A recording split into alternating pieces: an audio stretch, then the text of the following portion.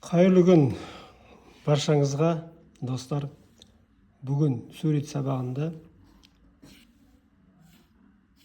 қолымызды ұстау ережесімен танысамыз. Біріншісі, мына саусақты тірейміз, міне ұстау. Екінші ережесі бұлай ұстау. Онда да қолымызды тірейміз.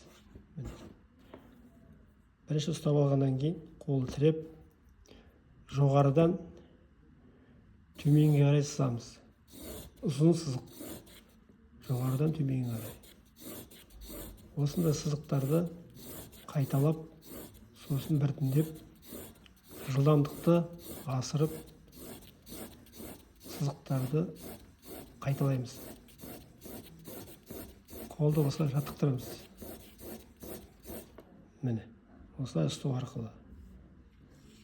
Сосын жоғарыдан төменге сызып, одан жоғары сызып, одан тағы төмен. Осылай сызатын болсаңдар, ол дұрыс емес. Сызық түрлерін. Содан кейін амал.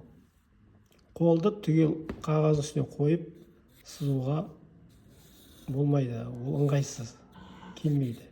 Көріп тұрсыздар, сыза алмай тұрмын. Ыңғайсыз. Сондықтан қолды көтеру керек, тіреу керек осылай. Міне, осылай болу керек.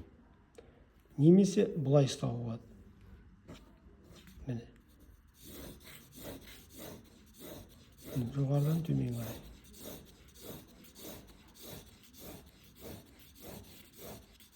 Міне осылай қолды сызып жаттықтыру керексіздер.